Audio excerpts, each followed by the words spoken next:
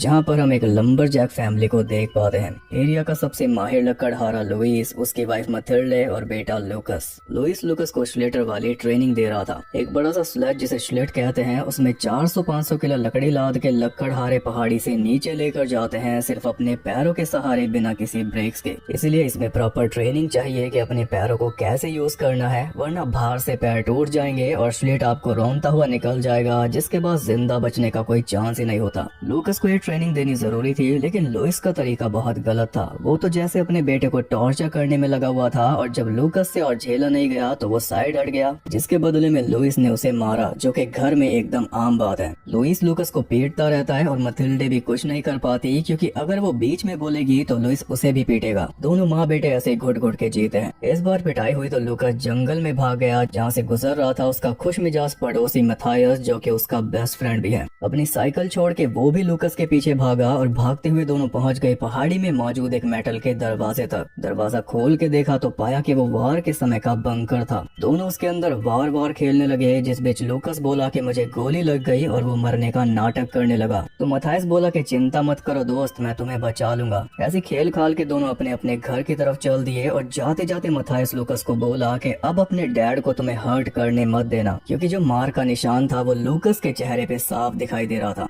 अगले दिन लुइस लूकस को कार में शहर लेकर जा रहा था, और बीच में वो लूकस से पीछे रख के सिगरेट मांगने लगा, पर पहली बार लूकस ने उसे साफ मना कर दिया कि मैं नहीं दूंगा, क्योंकि मॉम कहती है कि ये आपके लिए अच्छी नहीं है। तब भड़क के लुइस खुद ही सिगरेट उठाने में लग गया, जिस बीच सामने उसने ध्यान दिया नहीं, और सामने से साइकिल पे आ रहा था मैथायस, जिसे उसने ठोक दिया। साइकिल फंस गई कार के नीचे और मैथायस दूर जाके गिरा। लुइस ने पास जाके देखा तो पाया कि मैथायस मर चुका था। अब कोई देखने वाला तो था नहीं, इसलिए लुइस ने फटाफट कार के नीचे से साइकिल निकाली, लेकिन साइकिल पे लगे रिबन कार के साथ ही अटके रह गए। साइकिल उसने खाई में फेंक दी, और फिर सेम किया मैथायस के साथ। उसे भी उठा के खाई में फेंक दिया, और लूकस बस देखता रह गया। उसकी आवाज ही नहीं निकली, बस आंसू निकला। वो बेचैन हो गया था, बैठे बैठे उसकी सांसें फूल गई थी, लेकिन सब कुछ इतना जल्दी हो गया कि वो अपने बाप को टोक तक नहीं पाया। पर इतना तो वो समझ गया था कि ये बहुत गलत हुआ है, और ये राज उसे हमेशा अपने अंदर दबा के रखना होगा। सारी उम्र इसी बोझ के साथ जीना होगा। जो दोस्त कल ही कह रहा था कि मैं तुम्हें बचा लूंगा, लूकस उसके लिए कुछ भी नहीं कर पाया। उसी ने हिम्मत दी थी अपने डैड के सामने आवाज उठाने की, पर उसी के लिए उठा नहीं पाया। लुइस ने आके सिगरेट पी, फिर लूकस की तरफ घूरा, उसे बताने के लिए कि मुंह बंद रखना, वरना अच्छा नहीं होगा। फिर चल दिया घर की तरफ। रास्ते में ही मैथायस का घर पड़ा, जहाँ पे मैथायस का डैड फ्रांसिस परेशान होकर उसे ढूंढ रहा था। उसने गाड़ी रोककर लुइस से पूछा, तो लुइस बोला कि हमने तो नहीं देखा उसे, आ जाएगा जल्दी। इतना बोलकर उसने कार आगे बढ़ा ली, और इस बीच लूकस सर नीचे करके बैठा हुआ था, ताकि उसे फ्रांसिस से नजरें ना मिलानी पड़े। उसके आंसू भी नहीं रुक रहे थे ना। पर फ्रांसिस को लगा कि लुइस ने फिर से इसे मारा होगा, इसलिए रो रहा है। पर इस बार लुइस ने मारा है उसके बेटे को।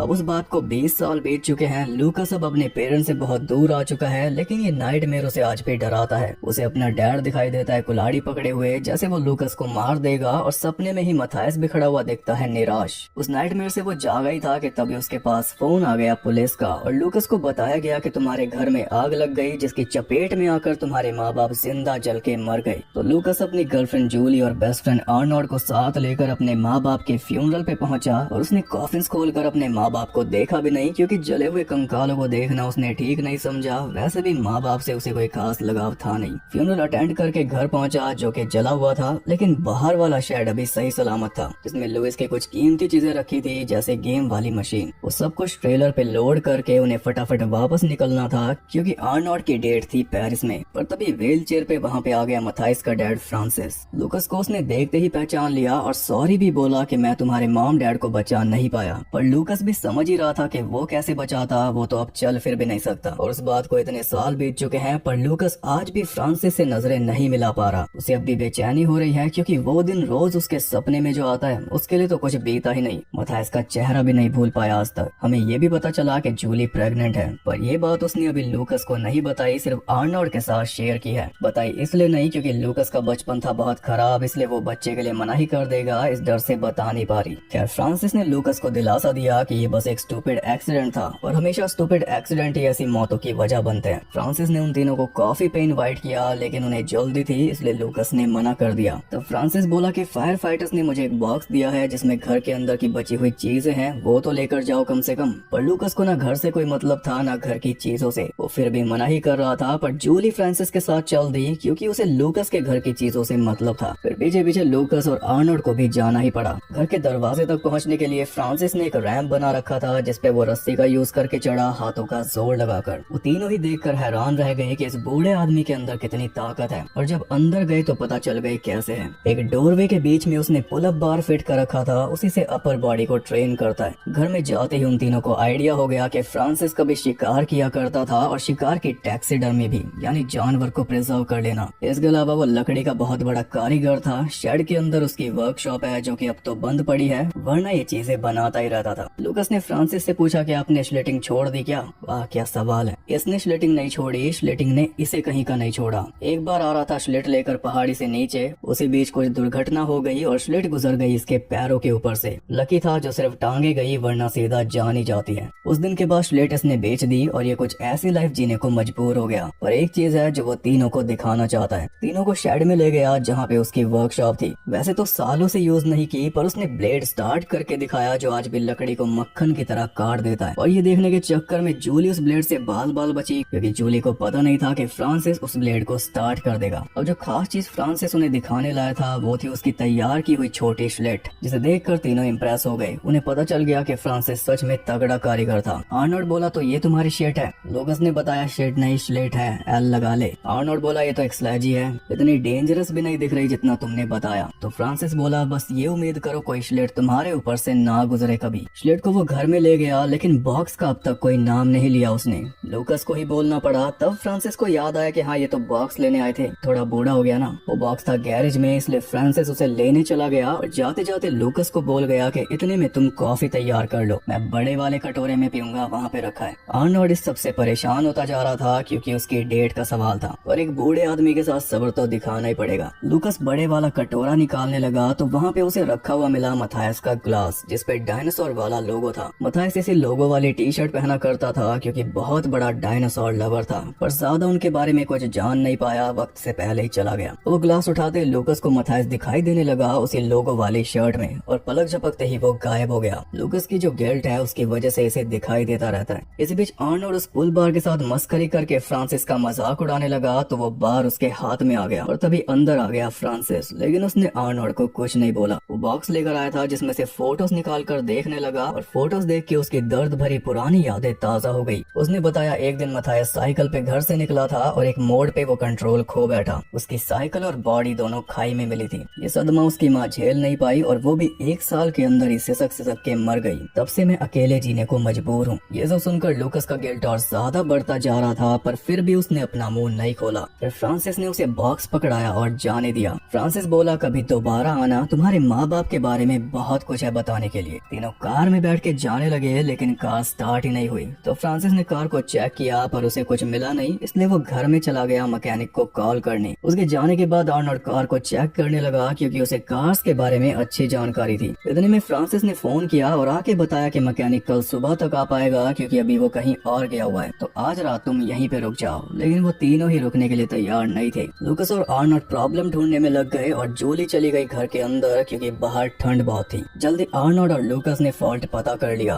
वो रेडिएटर पाइप था जो कट चुका था। फ्रांसिस आर्नोल्ड को साथ लेकर वर्कशॉप में गया कोई और काम चलाओ रेडिएटर पाइप ढूंढने, और वो आर्नोल्ड से कह रहा था कि तुम्हें देख के मैंने सोचा ही नहीं कि तुम कार्स के बारे में इतना जानते होगे। आर्नोल्ड कह रहा था कि ये जो पाइप पे कट लगा है ये कुछ ज्यादा ही क्लीन है, यानी किसी ने पाइप को काटा है और जिसने काटा वो सामने ही तो है। आर्नोल्ड को सोचने का मौका तक नहीं मिला। फ्रांसिस ने सीधा उसके सर में लोहे की रॉड मारकर उसे बेहोश कर डाला। एल नहीं लगाया था ना इसने, फ्रांसिस ने लगा दिया। अब यहाँ पे मूवी कुछ साफ हो चुकी है। फ्रांसिस इन तीनों को जानबूझकर अपने घर में लाया और जानबूझकर इन्हें जाने नहीं दे रहा। कार का पाइप उसी ने काटा जब वो बॉक्स लाने के बहाने अकेला गैरेज में गया था तब, और स्पेशली लूकस को काम पे लगा के गया था कि तू कॉफी बना ताकि कोई बाहर ना आए। लूकस विंडो से बाहर देख रहा था कि आर्नोल्ड कब आएगा, पर उसने देखा कि आर्नोल्ड तो फ्रांसिस की कार लेकर निकल गया। ऑब्वियसली वो आर्नोल्ड नहीं था बल्कि आर्नोल्ड की हुडी पहने हुए फ्रांसिस था। लूकस के सामने से कार लेकर निकला ताकि उसे भ्रम में डाल सके। ये देखकर लूकस आर्नोल्ड का फोन मिलाने लगा, लेकिन फोन लग नहीं रहा था, इसलिए वो दोनों खुद शेड में पहुंचे तो फ्रांसिस आया बाहर से और बोला कि शेड में तो पाइप मिला नहीं, तुम्हारा दोस्त बड़ा बेसब्र था इसलिए मेरी कार लेकर वो खुद गैरेज की तरफ निकल गया, थोड़ी देर में आ जाएगा। लेकिन कटा हुआ पाइप वहीं पे पड़ा था, जिसे उठाकर लूकस बोला कि इसे लिए बिना ही चला गया। फ्रांसिस एक पल के लिए शांत हो गया क्योंकि पाइप हटाना उसे ध्यान ही नहीं रहा, लेकिन खड़े पैर उसने नई बात बना दी कि यही तो बात मैंने उसे बोली थी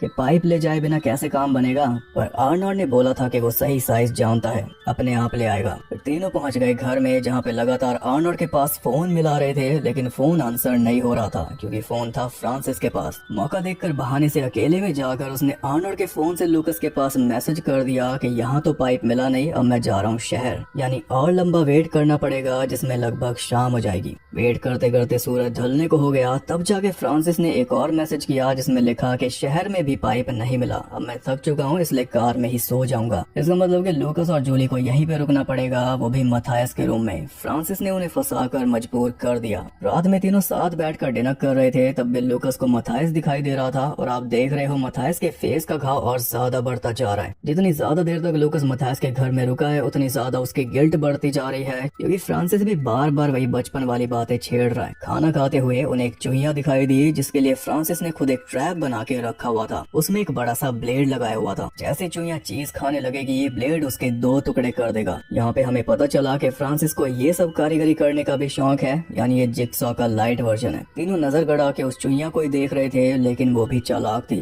बिना चीज खाए ही वहाँ से चली गई। डिनर के बाद जूली तो सोने चली गई, लेकिन लूकस को फ्रांसिस ने रोक लिया शराब पीने के लिए और ड्रिंक करते करते लूकस के मन में जूली के खिलाफ शक का बीज डाल दिया, सिर्फ एक लाइन बोलकर कि जब तुम आए थे तब मुझे पता नहीं चला था कि जूली तुम्हारी गर्लफ्रेंड है या आर्नोल्ड की। बस ये एक लाइन, ऊपर से नशा। लूकस का दिमाग शंकाओं से भर गया। क्या जूली और आर्नोल्ड इतने अच्छे लगते हैं साथ में? क्या उनकी केमिस्ट्री इतनी अच्छी है? और क्या सच में उनके बीच कुछ चल रहा है इसलिए इतनी अच्छी है? फ्रांसिस ने एक और बात बोली कि काश तुम उस दिन मथायस को देख पाते तो उसकी हालत देखकर तुम्हें भी रोना आ जाता। आया तो था, पर लूकस ने अब भी बताया नहीं। हम साफ देख सकते हैं कि फ्रांसिस सच्चाई जानता है और लूकस के मुंह से सुनना चाहता है, लेकिन लूकस मुंह नहीं खोल रहा। लूकस ऊपर मथायस के रूम में सोने पहुंचा, जो कि आज भी वैसा ही है जैसा सालों पहले हुआ करता था। वहाँ भी लूकस को मथायस नजर आया, इस बार और बुरी हालत में, क्योंकि नीचे बात करके इसका गिल्ट और ज्यादा बड़ा है। इसी वजह से मथायस जब भी इसे देखता है निराश नजर आता है। ये तो दोस्ती नहीं निभा रहा। इधर नीचे जब कोई नहीं बचा तो चूहिया चुपचाप आके चीज खाने लगी और इसी चक्कर में अपना सर अलग करवा बैठी। ऊपर लूकस सोने की कोशिश कर रहा था, लेकिन नींद उसे नहीं आ रही थी। उसके मन में वही बात चल रही थी जूली और आर्नोल्ड वाली, जिसके चलते उसने जूली के फोन को उठा के चेक कर लिया और पाया कि जूली ने आर्नोल्ड से बातें की हुई थी कि वो प्रेग्नेंट है। अब यहाँ पे लूकस का शक और गहरा हो गया, यहाँ तक कि उसने तो जूली को ये भी बोल दिया कि ये बच्चा मेरा ही है, इसकी क्या गारंटी है, आर्नोल्ड का भी तो हो सकता है, तुम दोनों की इतनी बनती जो है। इतना बोलकर वो नीचे चला गया स्मोक करने और फिर उसे अपने ऊपर ही गुस्सा आ रहा था कि वो ये क्या बोल गया। इसी बीच वो नोटिस करता है कि शेड का दरवाजा खुला हुआ था, लेकिन झांकने की उसकी आदत नहीं, इसलिए वो वापस अंदर चला गया और तभी उसे फोन की आवाज आई। चेक किया तो आर्नोल्ड का फोन उसे मिल गया जिससे मैसेज किए हुए थे उसके पास। अब यहाँ पे मामला थोड़ा सीरियस हो गया, इसलिए लूकस को शेड के अंदर जाना ही पड़ा और जाके वो देखता है कि शेड के फ्लोर में एक सीक्रेट दरवाजा था जिसके पास फ्रांसिस की व्हील चेयर खड़ी थी। उसने दरवाजा खोला तो देखा कि फ्रांसिस ऊपर आ रहा था, इसलिए जल्दी से दरवाजा बंद करके वो वहीं पे छुप गया। फ्रांसिस आया और व्हील चेयर पे बैठकर घर में चला गया, लेकिन लूकस को उसने नोटिस कर लिया था, बल्कि उसी के लिए तो दरवाजा खुला छोड़ा था। उसके जाने के बाद लूकस वो सीक्रेट दरवाजा खोल के नीचे पहुंचा तो नीचे उसे मिले उसके माँ बाप, जिन्हें फ्रांसिस ने कैद करके रखा हुआ था। गया था आर्नोल्ड को ढूंढने, मिल गए माँ बाप और लूकस कुछ रिएक्ट कर पाता उससे पहले फ्रांसिस ने उसे भी मारकर बेहोश कर दिया। इधर जूली लूकस को ढूंढते हुए फ्रांसिस के रूम में पहुंची, जहाँ पे व्हील चेयर तो थी मगर फ्रांसिस नहीं था, क्योंकि जैसा कि हमने देख ही लिया उसके पैर सही सलामत है, वो चल सकता है। ये सब ढोंग कर रहा था इन्हें रोके रखने के लिए, ताकि थोड़ा तरस खाएं, थोड़ी बात माने, थोड़ी सेवा करे उसके लिए, जो कि कारगर भी साबित हुआ। ऐसे जूली पहुंच गई फ्रांसिस के ऑफिस में, जहाँ पे उसे मिला एक बड़े से ट्रैप का डिजाइन जिसमें लूकस की फैमिली को फिट किया जाएगा। वो ट्रैप है सेलर में, जहाँ पे लूकस के माँ बाप कैद थे और अब क्योंकि लूकस भी कैद हो चुका है इसलिए अब ट्रैप को काम में लिया जाएगा। फ्रांसिस ने उन तीनों को ट्रैप में फिट कर दिया और तीनों के हाथ में एक एक रस्सी पकड़ा दी, जिससे एक भारी भरकम ब्लेड बंधा हुआ था। अगर रस्सी छोड़ दी तो ब्लेड अपना काम कर देगा और ब्लेड का भार इतना है कि अगर रस्सी को पकड़े रखोगे तो भी हाथ छिल जाएंगे, जिससे अल्टीमेटली रस्सी छूट ही जाएगी। बचने का कोई चांस नहीं, तीनों का मरना तय है और अगर एक भी रस्सी छूटी तो तीनों ही मरेंगे। लूकस वाला जो ब्लेड है वो मारेगा उसकी माँ को, माँ के हाथ में जो ब्लेड ब्लेड है वो मारेगा बाप को और बाप के हाथ में जो ब्लेड है वो मारेगा लूकस को। चेन रिएक्शन होगी। तो कुछ इस तरीके से ट्रैप तैयार हुआ है कि तीनों की जान एक दूसरे के हाथ में है। लूकस के हाथ में उसकी माँ की जान है, माँ के हाथ में बाप की और बाप के हाथ में लूकस की। अगर एक ने भी रस्सी छोड़ी तो तीनों की मौत ट्रिगर हो जाएगी। और फ्रांसिस ये सब कर क्यों रहा है? अपने बेटे की मौत का बदला लेने के लिए। अभी कुछ दिन पहले जब फ्रांसिस लकड़ियां ढो रहा था तब एक लकड़ी लुढ़क के लुइस की कार के नीचे चली गई थी और जब फ्रांसिस उस लकड़ी को उठाने गया तब उसे दिखाई दिए लुइस की कार के नीचे अटके हुए मथाइस की साइकिल के रिबन, जिससे फ्रांसिस सब कुछ समझ गया। उस दिन लूकस क्यों रो रहा था, क्यों नजरें चुरा रहा था वो भी। सालों से तो फ्रांसिस सब्र करके बैठा हुआ था पर ये सच पता चलते ही वो बेचैन उठा। उसे बदला लेने के लिए कुछ करना था तो बहुत सोच समझ कर उसने एक ट्रैप तैयार किया जिसमें फैमिली ही एक दूसरे की जान लेगी। और इस ट्रैप तक फैमिली को लाने के लिए एक मास्टर प्लान तैयार किया जिसके तहत पहले माँ बाप को कैद कर लिया, फिर घर में आग लगा दी। घर में जो 2 बॉडीज रखी वो पता नहीं किसकी थी पर वो जुगाड़ भी इसने कर लिया होगा। ये था पहला स्टेप जिसके जरिए लूकस को वापस बुलाना था। घर जल गया, उसमें माँ बाप भी जल गए। ये खबर मिली तो लूकस को आना ही पड़ा और फ्रांसिस नजर जमाए हुए था कि वो घर कब आएगा, क्योंकि एक बार तो आता ही। और जैसे ही आया फ्रांसिस उसके पास पहुंच गया बेचारा बनकर। फ्रांसिस को कोई आइडिया नहीं था कि लूकस के साथ कितने लोग आएंगे, लेकिन हर एक को संभालने के लिए वो तैयार था। वहाँ से अलग अलग ऑफर देकर फाइनली तीनों को अपने घर लाया जहाँ पे आगे का प्लान चलने लगा। और ऐसे करते करते लूकस को भी उसने फंसा ही लिया। बीच में अर्नर ने ऑलमोस्ट उसका प्लान फेल ही कर दिया था कार में डिफेक्ट ढूंढकर, पर फ्रांसिस ने उसे भी संभाल लिया। हम शुरू से देख रहे हैं कि फ्रांसिस लगातार लूकस को पोक कर रहा है, उसे मौका दे रहा है सच बताने का। उसके मुंह पे ही बोल रहा था कि स्टूपिड एक्सीडेंट की वजह से ऐसी मौतें होती हैं, या उस दिन तुम मथाइस की हालत देखते तो रोने लग जाते। बार बार लूकस को फोर्स कर रहा था कि तू अपने मुंह से सब कुछ बता दे, अब तो तेरा बाप भी नहीं बचा। पर लूकस ने बताया नहीं, तो ये मुंह बंद रखने की ही सजा है अपने दोस्त से गद्दारी करने की। अगर लूकस बचपन में ही अपना मुंह खोल देता तो लुइस को सजा हो जाती और क्या पता उससे मथाइस की माँ सब्र कर जाती। पर लूकस के चुप्पे ने फ्रांसिस का सब कुछ छीन लिया, ऐसा वो कह रहा है। इसलिए जिस तरह वो सालों तक तड़पा वैसे ये तीनों तड़पेंगे मरने से पहले, और बस एक पल के लिए एक दूसरे को मरता हुआ भी देखेंगे। उनके लिए फ्रांसिस ने इतनी खतरनाक मौत सोची है और वो किसी के रस्सी छोड़ने का भी वेट नहीं करने वाला। वो कुल्हाड़ी से लूकस का हाथ काटने लगा ताकि चेन रिएक्शन शुरू हो जाए और तीनों अभी मर जाएं। लेकिन तभी ऊपर आ गई जूली। उसकी आवाज सुनकर लूकस चिल्ला दिया कि बुढ़ा पागल है, यहाँ से भाग जाओ। जूली भागी तो फ्रांसिस उसके पीछे चला गया एक हुक लेकर, पर जूली भी कोई कम नहीं थी। फ्रांसिस की स्लेट उसी के मुंह पे मार कर वो भाग गई ऊपर मथाइस के रूम में। पर फ्रांसिस वहाँ भी पहुँच गया, इसलिए कोई रास्ता ना पाकर जूली को विंडो से कूदना पड़ा, जिसके बाद वो काफी देर तक उठ नहीं पाई। और इसी का फायदा उठाकर फ्रांसिस उसे ले गया वर्कशॉप में ब्लेड से काटने। इतने में नीचे लूकस खुद को फ्री करने का कोई तरीका देख रहा था तो उसका बाप उसे बोलने लगा, ठीक से खड़ा रहे, अपनी माँ को मारेगा क्या? तो लूकस बोला कि आप तो चुप ही रहो, आप ही की वजह से हम तीनों यहाँ पे फंसे हैं। तो सरप्राइजिंगली लुइस बोला कि मेरी वजह से नहीं फंसे, तेरी वजह से फंसे। अगर तो उस दिन मुझे सिगरेट पकड़ा देता तो ये सब होता ही ना। भाई साहब ये आदमी।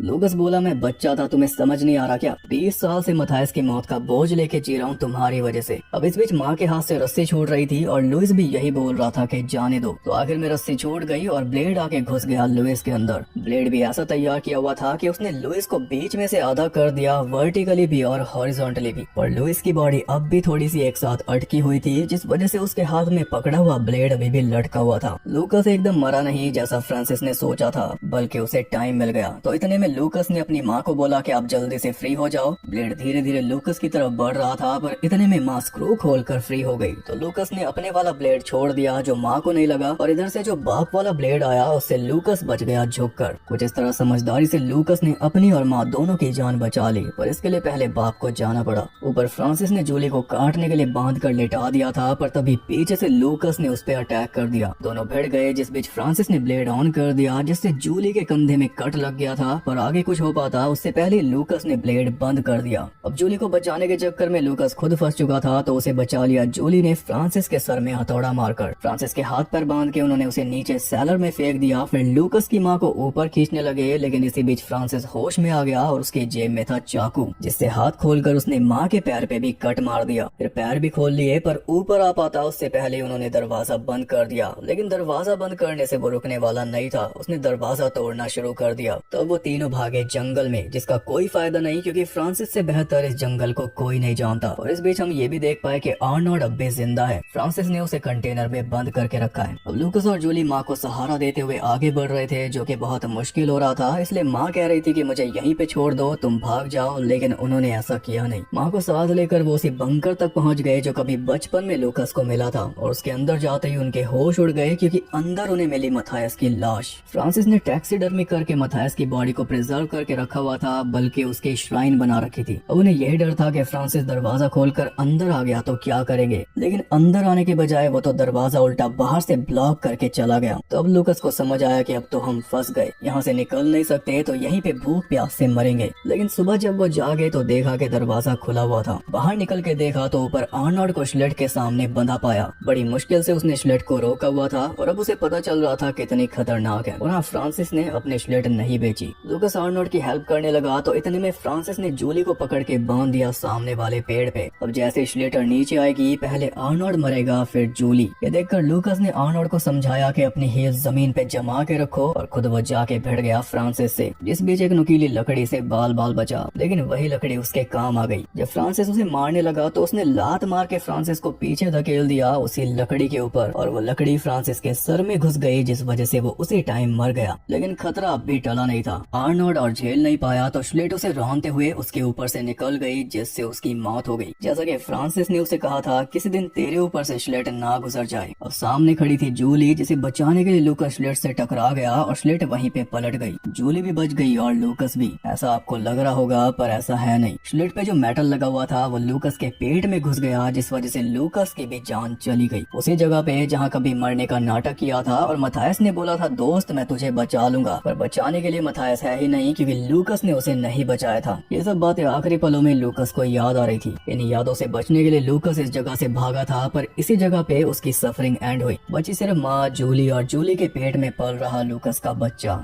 इसी के साथ ये मूवी हो गई खत्म।